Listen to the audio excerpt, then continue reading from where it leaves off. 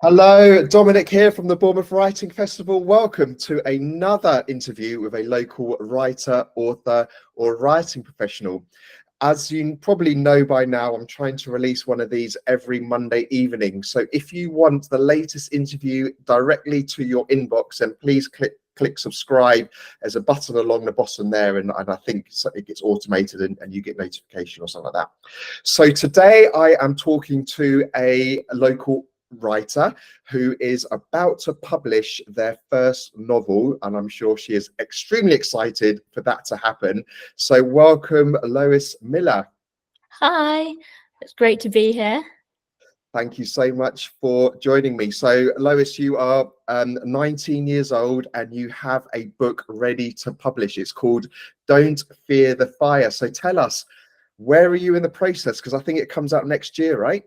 Yes, it does. So it comes out in March 2025, and I think literally on Wednesday I'm getting my first cover draft, so the front cover of it from my publisher, which is super exciting. I've gone through my first round of edits with my publisher, which is Cranthorpe Milner, which is an indie press based in Cambridge, I'm fairly sure. So yeah, it's progressing really well. So with your book cover then, how much input have you had in that? Have they just said, are they keeping it secret and then going to go ta-da, or have they involved you with the process? Yeah, so I got sent a kind of questionnaire about the things that I wanted, the themes, the colours, any kind of ideas that I had, and then their in-house artists kind of just work with what I suggested. Wow. Yeah, So have you got any idea of what it might look like, or is it going to be a big reveal? it's going to be a big surprise. Yeah, How exciting. yeah, completely. So tell us then, so you're actually studying finance. So Yeah. how did you get into writing, and how have you got to the stage of where you're at the moment? So I was always the kid in primary school that would write 6 pages when we were told to write 2. I always loved English. That was my favourite subject.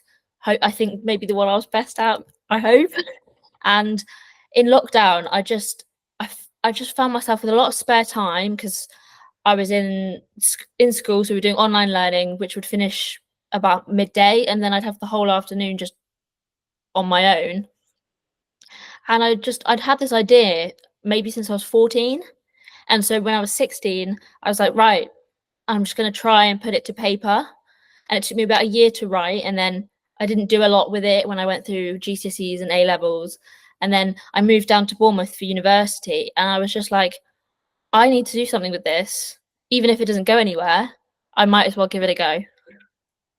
And what did you do then? So you wrote the manuscript, you edited it a little bit, and then you went out to agents, publishers. Tell us about that process. Yeah, so when I picked up the manuscript after I left it all off, I obviously read through it, edited it myself as much as I could, and then I employed an external editor to give me her 2 cents, which was so worth it. So I used Readsy, which is like the big editor kind of connection platform, and they gave me so much good advice, which allowed me to edit the manuscript even further to then send to a good point that I could send it off to the agents and the publishers, because it was a standard that they kind of want. And did you feel that you had to go through an editor? Did you just feel like it needed polishing? And then also tell us a little bit about the process of editing for those people who haven't hired a professional editor. Yeah, sure. So it definitely isn't necessary. I only chose to do it because I wrote Don't Fear the Fire when I was 16. So some of the language or the punctuation or the grammar wasn't how it should have been. And I think that was the main thing that my editor helped me with. It was just get it to that but slightly higher level that it needs to be. But for editing, you just go through, I'd say, chapter at a time and really just read it. It depends what type of editing, because there's like developmental editing, line editing. Start with the overall plot and make sure that's concrete and there's not any huge plot holes, and then work your way down to the paragraphs and even lines and by word and things like that. And I think I read somewhere that you wrote this when you were a young adult, of course, but this is a young adult book. And Yeah. what I read was that you felt that you knew your target audience because you essentially were your target audience. So tell us about the reasons why you chose the theme you did. I mean, I grew up reading Harry Potter and all the fantasy books you could imagine. That was my read of choice. And I loved the fantasy genre, and being a young adult, I know what I would want to read, like especially like I'm on TikTok and what's big on book talk and what really sells on that. I'm aware of it, so I was like, well, this is what I want to write, and it happens to fit in with the same genre, so I might as well give it a go. So can you explain what book talk is then?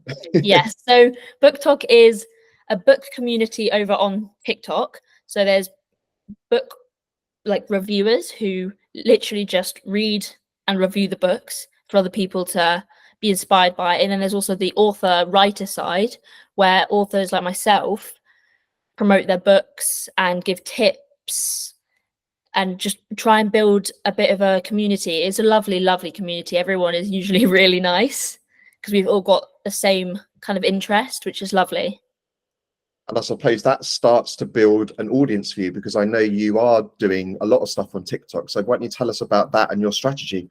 Yeah, so I started it when I started writing, so when I was 16, and I was completely anonymous, and I grew my account by posting updates about Don't Fear the Fire literally from the very first day that I started writing it.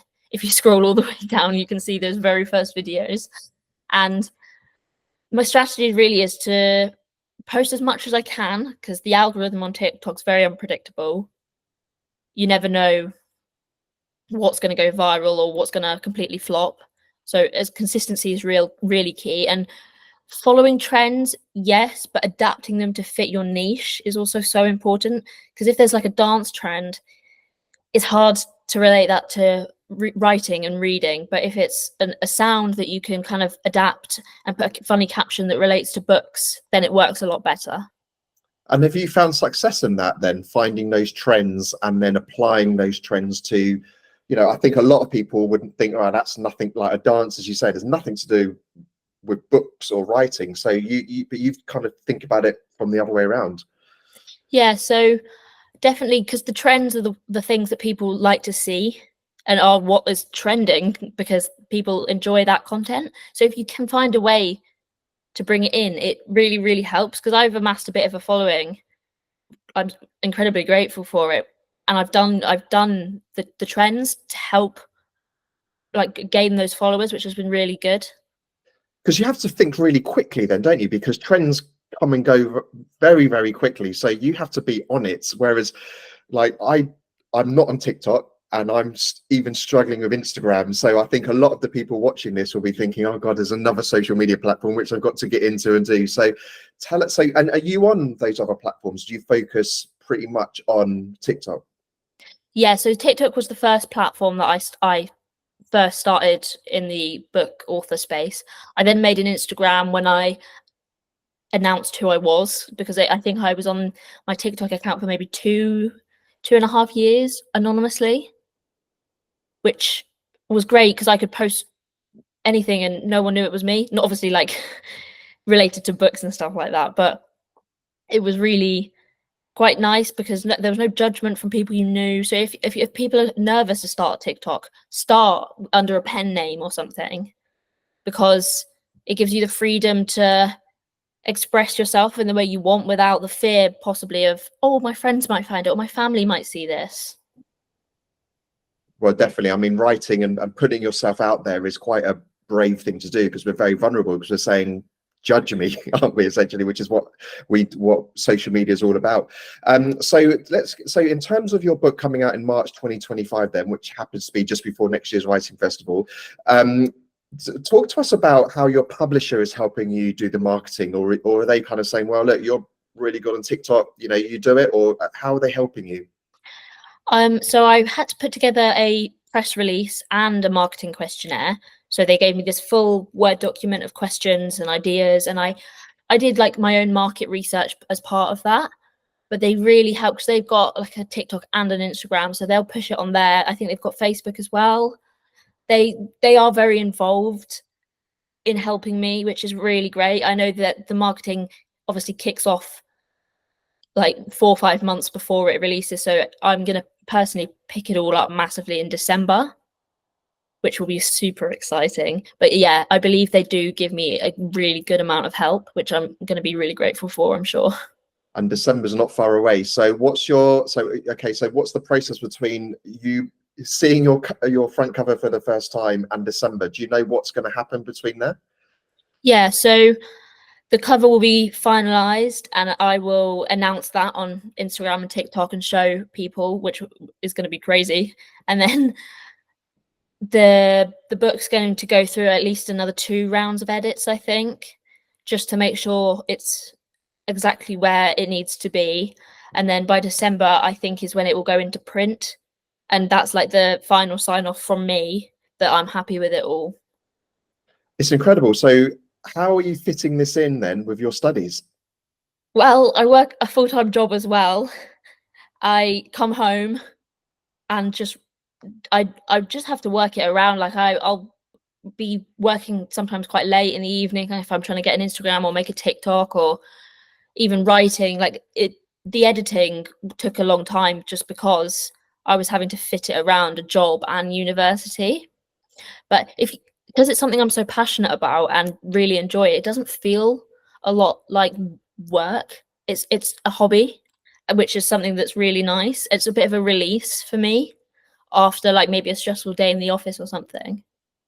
And it's a really exciting hobby, particularly when you're going to have that book in your hands come March or maybe a little bit before. So, okay, so come April with the writing festival and your book's out there and it's doing well, where's your head at? Do you want to do the finance? Do you want to do the writing? What does the future hold for you?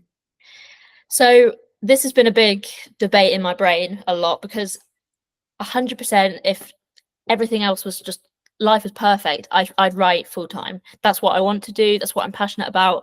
But I know that the finance pays the bills, and until something really takes off, it's very unpredictable with royalties and sales. And having that balance, at least for now, is I think what the next few years is gonna be for me. And with your publisher, have they asked for book number 2? Is there a sequel or is there any kind of deal within that? No, so originally they suggested, my manuscript was quite long. It was about 130,000 words, and they suggested splitting it into 2. But I felt that the book there wasn't a perfect place to split it. So I really pushed and said, no, I can cut it down a bit, but I want it to be a full book. But regarding a number 2, there's definitely scope, but I have no ideas. Like a complete writer's block in that sense. Like I'm working on completely separate projects, but for Don't Fear the Fire, like the series of that, I'd love there to be a second book, but I don't know where that's going to go as Well, of yet. you got plenty of time to let those brain cells come up with stuff. That I mean, it's super exciting for you, and you know, and who knows where that's going to take you.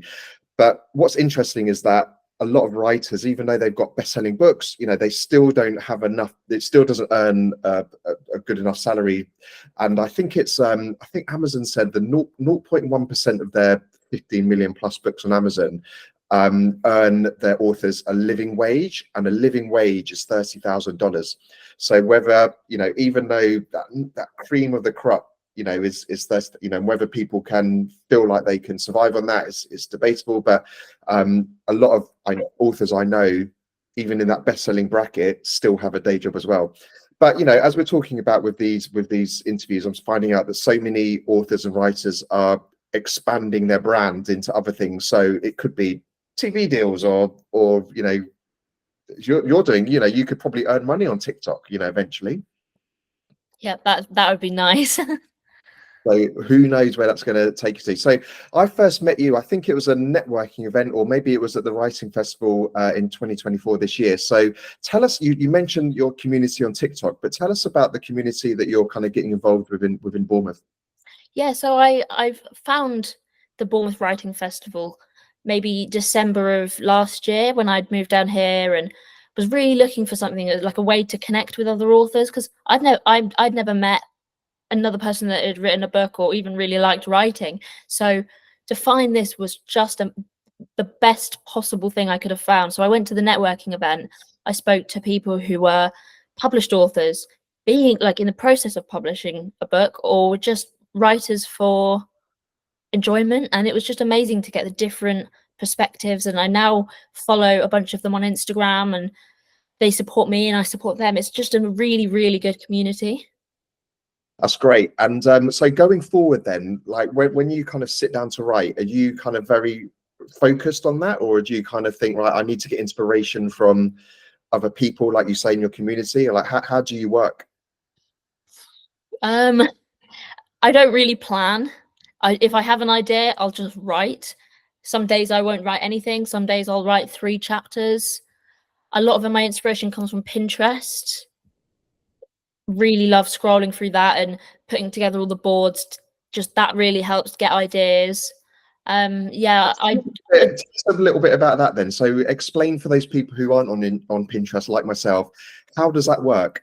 Yeah, so pin your interests. So you create mood boards and you search. So for Don't Fear the Fire, I searched, I don't know, royal balls, because there's these ball scenes, and I'd pull together images of royal balls and the different dresses that they could wear and the room that it was going to be in, and all put it onto one kind of page, so that when I looked at it, I had a clear image in my mind of what the scene looked like, what was going to happen, what they were wearing, what they were doing.